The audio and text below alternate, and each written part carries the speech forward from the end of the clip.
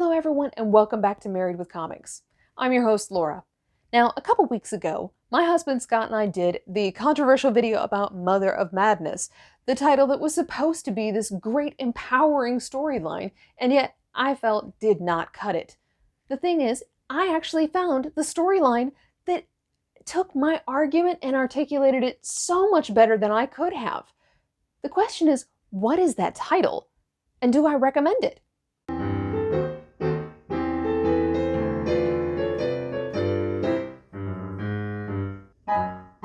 Hello everyone and welcome back to Married with Comics. I'm your host Laura.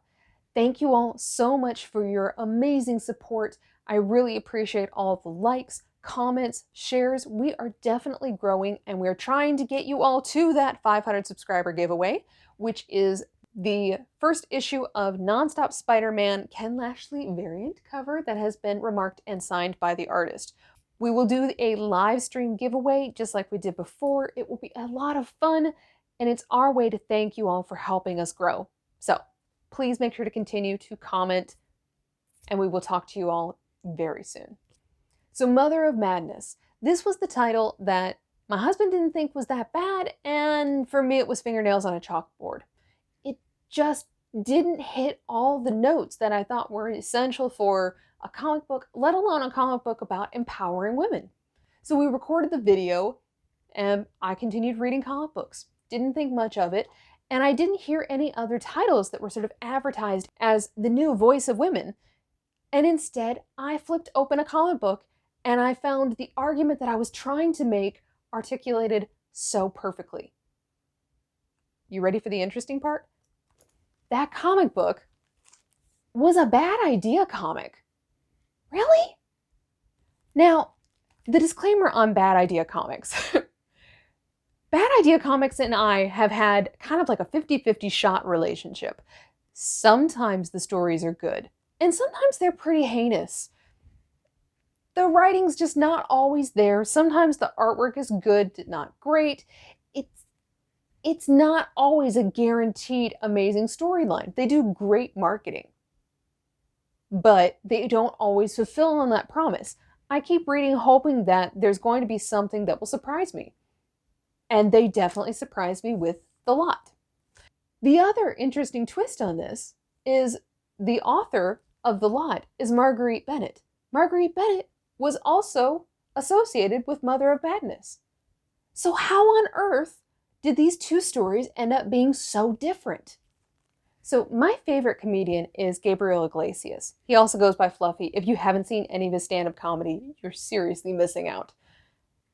But one of the big things that Fluffy talks about a lot of times is how he knew he had kind of made it as a comedian. And the big thing was how he was introduced. Especially at the beginning of his career, he was always introduced as the Hispanic comedian, or the Mexican comedian, or better yet, the fat Mexican comedian. And yet, when he finally reached that moment of fame, now he's introduced as the comedian Gabriel Iglesias. And it's the same thing for people in comics, where after a while they get sick and tired of always being labeled as the black writer, the Asian artist, the female writer. There's always these different labels that we're putting on people and we're putting them in different boxes. And we're doing the same thing sometimes with our marketing, assuming that if this is a title with black characters in it, then only people of color are going to want to read this story. It's not the case. Even with Mother of Madness, where it was advertised as this story specifically for women, there were plenty of men that read it. So instead of trying to limit the audience, The Lot said, we're not going to advertise it as just a story for women. This is a story for everyone. It's a horror tale. Yeah, it's written by a woman. And yes, we're going to hit you between the eyes with a couple things, but we're not going to tell people that this is only meant for one type of audience. And that marketing, I think, is absolutely essential. So when you look at Marguerite Bennett as the writer, she has worked collaboratively with some absolutely amazing names that I hope someday I get to meet. So there's Scott Snyder, James Tynion, which, yes, I have been mispronouncing, Neil Gaiman, Kieran Gillen, Chris Claremont, and Andy Kubert. That's just the quick list that I got off of Wikipedia. There are more people that she has worked with. There are some absolutely amazing titles of hers that I love. DC Bombshells is definitely the top one on that list. She's done Batgirl, Angela, and the one that I can't wait to read is Animosity. So this is a woman with some serious writing chops, who can definitely stand up for herself, and her work speaks for itself. With Mother of Madness, she was a collaborative writer and more of the guide on the storyline. With thelot, it was her story. So why on earth was this so different? Because of the way that they approached this topic of what it's like in a man's world. Both of them tried. This one, in my opinion, succeeded. So in the beginning of this story, we start with Aviva Copeland, who is interviewing for this absolutely amazing job, big opportunity, and this is a woman who has fought tooth and nail for her career. And there's one particular point in the storyline where you see her resume and the guy who she is in main competition for the job. He knows someone in the industry. She doesn't have those kinds of contacts. So instead, you see how her work is speaking for herself, and yet when she gets the job, the first response she hears is that it's all about affirmative action. And she only got the job because of what's not between her legs. And you have this main character talking about how that's not just oh, maybe this happens one time, it's a regular occurrence. And yet you have the female who hired her, who pulls her aside and says, yeah, this is the way it's going to be. You're going to have to work harder than any other candidate because you have to prove to them that you were not an affirmative action hire, that you earned this position, which means you can't screw up. And there are a couple points in the storyline where she's opening the lot, which is where our horror story takes place. And she's trying to do something good with the job. She's trying to prove herself and, of course, make the production company some money. And at one point, you have the woman who hired her and one of the higher-ups who come to the lot, and they start chastising her instead of congratulating her on all the hard work that she's doing. And the first reaction that she has in the back of her mind is this, a legitimate problem that they have with, what she's done? Or is this really just an underhanded, they didn't want me hired in the first place? Is the woman who hired her actually, wanting someone else in the position? Is it her way of undercutting the position of power that Aviva is now in? This exact scenario that she's describing of having to fight not just the men in her office and the men that are higher up, who some of them are good. There are some good men in this storyline, which is a difference from Mother of Madness. But there are men who have some really frustrating assumptions. But there are also women who are upholding those assumptions. And so Aviva is having to fight it on both sides. And that's the point I was trying to make. So when we break away from comics for a minute and we talk about real life, my experience as being a woman in a man's world has been very similar to Aviva's. My job used to be in IT. And when I got hired, the number of different times that I had to explain my qualifications of why I got the job and prove that I deserved it, I can't even count how many times that came up. And at the beginning, yeah, it was the men. Some of them were people who had applied for the same job and they didn't get it, and instead I did. And the thing that frustrated me to no end was when it was the women who actually started creating more problems than the men. Because normally once I kind of gave my credentials and I proved that I knew how to do my job, the men backed off. The women, on the other hand, they were the ones who actually were regularly undercutting anything that I wrote or said, as opposed to something that was written or said by a man. It happened so many times it was ridiculous. So within IT, we would send emails all the time saying, here's the computer problem, here's the fix. If you can't figure it out, if you need any assistance, here's how to get in touch with me. So my male counterparts could send that email and there was no question. They could bold, italicize, they could even mess up their grammar.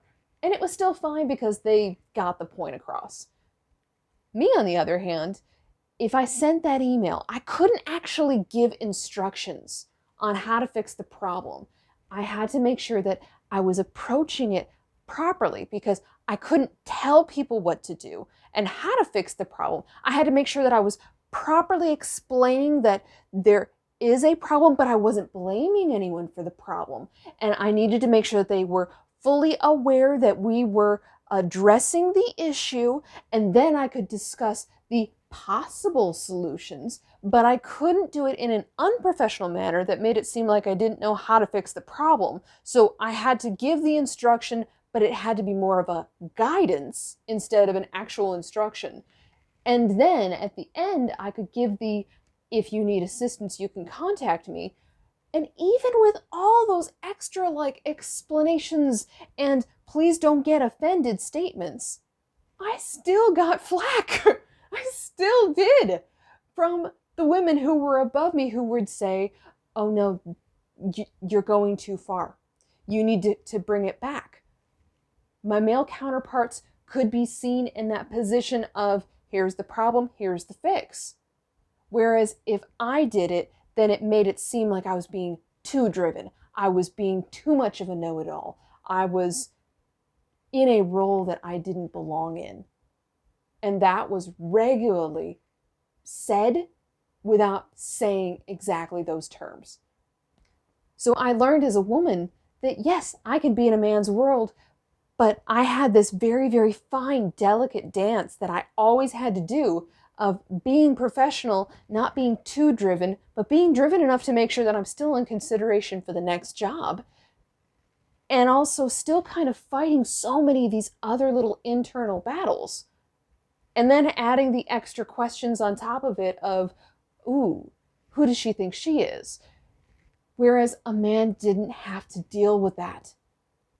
So when you say we need to talk about a problem being a woman in a man's world, it's not just the men, and it's not just the women, but there is kind of an all-encompassing problem that we have here. So when you take this into a medium like comics, and you really want to kind of get this argument across to an audience, because obviously I tried articulating some of this in our previous video, but there is a point where you have to try and use your medium to your best abilities. And in a comic book, especially when you only have one issue and maybe you can kind of continue that struggle, there's only so much that you can do. So Mother of Madness did their best attempt, but they completely ignored that this may be a problem that women face from other women.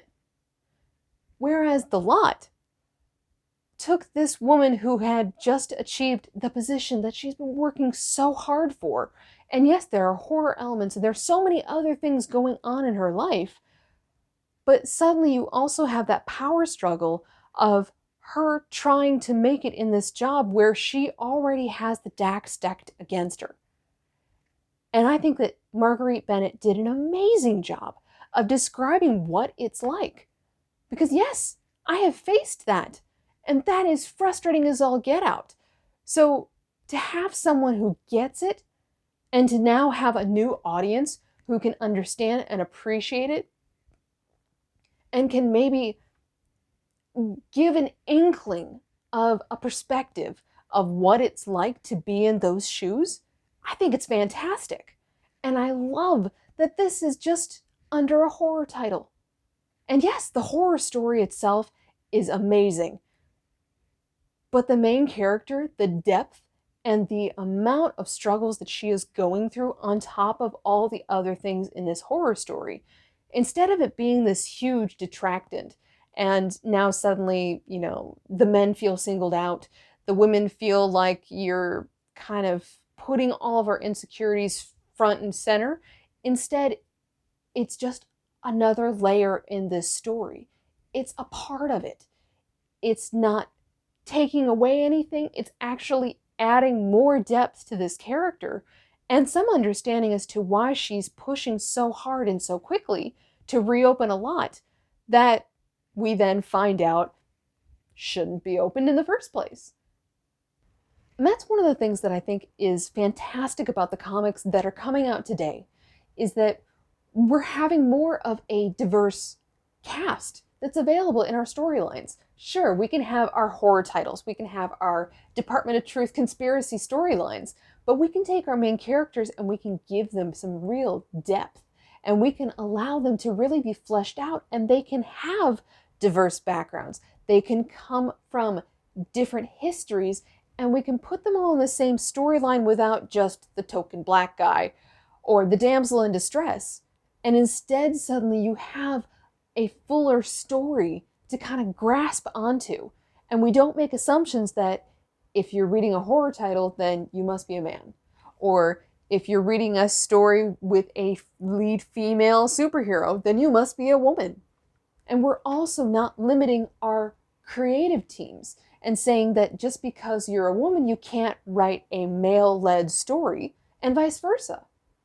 We're allowing that creativity to expand beyond just what we assume someone is capable of doing. And I think that's absolutely brilliant. And it's a great sign of our times. So my question for you all is, can you give me your recommendations of a title that either really hit your life story, your personal struggles, or maybe it was a story that did the opposite, where you had never experienced these kinds of struggles, but you felt through those characters that you had a chance to step into the shoes of someone else, and now suddenly you have a new appreciation for the struggles that someone else may be having. And I love it when books do that for us. So this is Laura from Married with Comics, and I will see you all again very soon. Have a great day, everyone.